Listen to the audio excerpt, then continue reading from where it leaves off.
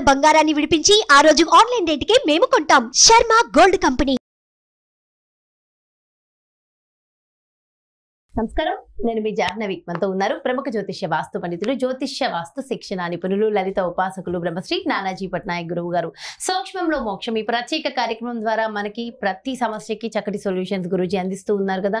మరి ఈ రోజు శని జయంతి, ఆ స్పెషల్ ఏంటి, ఎలాంటి రెమెడీస్ మనం ఫాలో అవ్వాలి, ఒకసారి గురుగారు మాటలు అడిగి తెలుసుకుందాం. నమస్కారం గురుగారు. శ్రీమాత్రే నమః.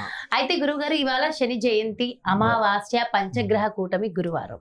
సో మీరు చెప్పారు ఆల్రెడీ చాలా స్పెషల్. ఆ స్పెషల్ ఏంటి, అండ్ కొంచెం లేట్ అయినప్పటికీ మీరు చాలా చక్కటి రెమెడీ అమావాస్య సందర్భంగా రాత్రి సమయంలో ఉంది అన్నారు. ఒక్కసారి మన వ్యూవర్స్ అందరికి ఆ చక్కటి రెమెడీ, మన జీవితాన్ని మార్చుకునే అద్భుతమైన రెమెడీ ఎక్స్ప్లెయిన్ చేయండి గురుజీ. తప్పకుండా అమ్మా. ఫస్ట్ ఆఫ్ ఆల్ ఏంటంటే, శని భగవానుడు అనగానే ప్రతి ఒక్కరికి భయము, భక్తి అన్ని కలిగిపోతాయి.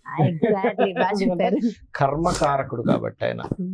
అయితే ఇక్కడ ఎప్పుడు కూడా శాస్త్రంలో ఎక్కడా కూడా మీకు శని భగవానుడు విపరీతంగా ఇబ్బంది చేస్తాడని ఎక్కడ లేదమ్మా. దాన్ని హైప్ చేశారు బాగా. ఆయన కర్మనిస్తాడు అంతే. ఆయన పని ఏంటంటే ఇబ్బందిస్తాడు, మంచి ఇస్తాడు, రెండు ఇస్తాడు. గుర్తుపెట్టుకోండి, ఎప్పుడు ఇబ్బంది ఇచ్చే కారకుడు కాదు. ఎందుకంటే శనికి వచ్చిన కారకత్వాలు ఏంటంటే, ఆస్ట్రాలజీలో వర్క్ కారకుడు, బిజినెస్ కారకుడు ఆయన. 10th and 11th lord. ఇప్పుడు మీకు శనే లేడు అనుకోండి, అసలు మీకు ప్రొఫెషన్ ఎక్కడి నుంచి వస్తుంది? వర్క్, జాబ్ ఎక్కడి నుంచి వస్తుంది? శని భగవానుడు పాడయ్యాడు జన్మజాతకంలో, ఎవరికైనా ప్రొఫెషన్ ఉండదు. శని అని భయపడుతున్నాను చూసారా? శని గ్రహం గనక పాడైంది, ప్రొఫెషన్ ఏమి ఉండదు, ఖాళీ ఇంట్లో కూర్చుంటాడు. శని బాగుంది, ఆటోమేటిక్గా ప్రొఫెషన్ బాగుంటుంది. అంటే ఇక్కడ మనం అర్థం చేసుకోవాల్సింది ఏమిటి, శనిని బాగుపరుచుకోవాలి.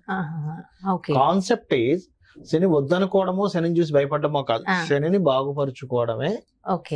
అంటే ఏంటి, మన కర్మను బాగుపరుచుకోవడం. శని ఈజ్ ఈక్వల్ టు కర్మ. కర్మని బాగుపరుచుకుంటే శని ఆటోమేటిక్గా బాగుపరుచుకోవడం అవుద్ది. కర్మ బాగుపడితే మనం బాగుంటాం. అందుకే నీ కర్మ తిరిగి వస్తుంది అంటారు, నీ కర్మరా అంటూ ఉంటాం. చూడండి, మనం ప్రతిసారి ఎలాంటి వర్డ్స్ వాడతాం అంటే, నీ కర్మ, మనం ఏం చేయలేమంటాం. నీ కర్మ బాగుంది అంటాం, కర్మ బాగాలేదంటాం. అవునా? నీ కర్మ మారదులే అంటాం. ఎందుకంటాం? బికాస్ ఆఫ్ కర్మకారక. అదే నువ్వు మంచి కర్మ చేయి, మంచి ఫలితాలు వస్తాయంటాం. నువ్వు చెడు కర్మలు చేసావు, చెడు కర్మ ఫలితాలు వస్తాయంటాం. ఇది కూడా భగవద్గీతలో శ్రీకృష్ణ పరమాత్మ చెప్పాడు. అయితే ఇక్కడ ఎప్పుడు కూడా కర్మకారకుడు 11th హౌస్లో, అంటే న్యాచురల్ 11th హౌస్ అంటారు. కుంభరాశిలో ఉన్నప్పుడు కనుక శని జయంతి వస్తే అది ఇంకా అద్భుతమైన ఫలితాలు ఇస్తుంది. ఇప్పుడు కుంభరాశిలో ఉన్నాడు, ఎలాగో ఇంకో సంవత్సరం వరకు అక్కడే ఉంటాడు, ఇంకో 11 months వరకు ఆల్మోస్ట్. ఈ సమయంలో శని జయంతి వచ్చినప్పుడు, అది కూడా అమావాస్య రోజు వచ్చినప్పుడు, పర్టికులర్గా 2 నామాలు కనుక కంటిన్యూస్గా కనుక మీరు చేయగలిగితే, అందులో ఒకటి అమ్మవారిది, రెండవది ఆంజనేయ స్వామికి సంబంధించింది గనక చేయగలిగితే, లేదండి నాకు మనకి శని భగవానుడికి సంబంధించింది కూడా నీలాంజన సమాభాసం రవిపుత్రం యమాగ్రజం ఛాయామార్థాండ సంభూతం తన్నమామి శనిశ్చరం చేసుకుంటారంటే చేసుకోండి, తప్పేం లేదు. అయితే ఇక్కడ నేను చెప్పేది ఒకటే, మీరు ఎప్పుడు కూడా గుర్తుపెట్టుకోండి, కర్మ అనేటువంటిది మన శ్వాసతో సంబంధం కలిగి ఉంటుంది. ఎందుకు, ఎలాగా అంటే, మీరు చూడండి, హిమాలయాల్లో జీవించేటువంటి వారు కానీ, కొంతమంది అఘోరాలు కానీ, యోగులు కానీ, కొంతమంది ఎవరెవరైతే ఎక్కువ కాలం బ్రతికిన వాళ్ళు ఉన్నారు, 300, 500, 1500 సంవత్సరాలు బ్రతికిన వాళ్ళు కూడా ఉన్నారు ఈ భూమి మీద.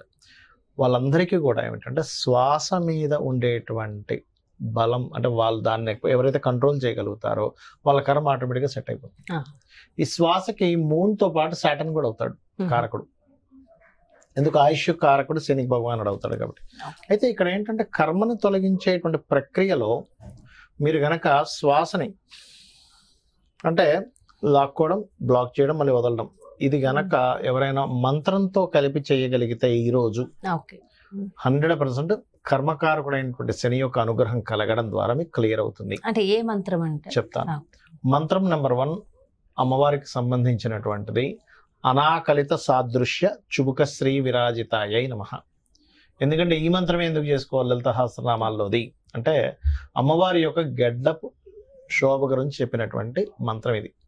మనకి ముఖవర్చస్సును చూసి చెప్పేటువంటి శాస్త్రం ఉంటుంది. ముఖాన్ని చూసి జాతకం చెప్తూ ఉంటారు కొంతమంది. దానికి ముఖానికి నవగ్రహాలను ఆపాదిస్తారు. ఎలాగా అంటే, నుదుటి భాగం బుధుడు, కుడి కన్నుకి రవి, ఎడం కన్నుకి చంద్రుడు, బుగ్గలకి శుక్రుడు, గురువు. ఎవరికైనా చూడండి, గురువు బాగున్నాడు, ముక్కు చాలా బాగుంటుంది. గురువు కనుక శుభగ్రహాలతో కలిస్తే ముక్కు చాలా బాగుంటుంది, గురువు పాపగ్రహాలతో కలిస్తే ముక్కు కొంచెం వాళ్ళకి కొంచెం పెద్ద ముక్కు ఉండడం ఇట్లాంటివి జరుగుతుంటాయి, చిన్న ముక్కు ఉండడం అట్లాంటివి జరుగుతుంటాయి. అదేవిధంగా బుధుడు బాగుంటే నుదుడు బాగుంటుంది, శుక్రుడు బాగుంటే బుగ్గలు బాగుంటాయి. అలాగే శని గడ్డానికి కారకుడుగా చెప్తారు. ఐబ్రోస్ ఇస్ మార్స్, చెవులు అనేది బుధుడు. ఓకే, అట్లా ఒక్కొక్క దానికి ఒక్కొక్కటి కారకుడుగా చెప్పారు. అందులో పర్టికులర్గా ఈ గడ్డ సంబంధించినటువంటి ఈ పార్ట్ ఏదైతే ఉందో ఇది శని భగవానుడు అనమాట. ఓకే, అయితే అమ్మవారి యొక్క నామాల్లో అమ్మవారి గడ్డపు శోభ గురించి ఉండేటువంటి నామం ఇదొకటి, అనాకలిత సాదృశ్య చుబక శ్రీ విరాజితాయై నమః.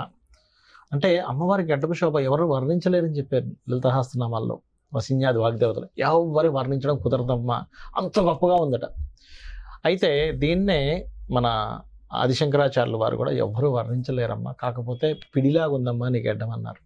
అంటే ఒక అద్దపు పిడిలా ఉందట, అద్దం పట్టుకుంటే పిడి ఉంటుంది కదా కింద, అంటే అతని తండ్రి చిన్నప్పుడు పట్టుకున్నాడు ఆయన ముఖం, ఆవిడ ముఖాన్ని, అబ్బా ఎంత బాగుందమ్మా నీ ముఖం అని. తర్వాత ఈశ్వరుడు పట్టుకున్నాడు, ఎంత గొప్ప ముఖం, ఎంత అందంగా ఉందని. ఆ పిడిలాగా ఉందట. ఆ పిడిలాగా ఉంది, అంత గొప్పది, ఎవరు వర్ణించలేరని ఎవరైతే అమ్మవారి గడ్డపు శోభను వర్ణిస్తారో ఇది శనికి కారకం కదా, శని దోషం పోతుంది. అబ్బా, కళ్ళకి కట్టినట్టు అమ్మవారినే చూపించేస్తారు గురువు గారు. ఒకటి. రెండవది, ఆంజనేయ స్వామి యొక్క అనుగ్రహం ఉంటే శనికి సంబంధించినటువంటి కర్మ తొలగుతుంది, శని భగవానుడి యొక్క అనుగ్రహం కలుగుతుంది. ఏమిటది? ఓం హరిమర్కట మర్కటాయ నమః.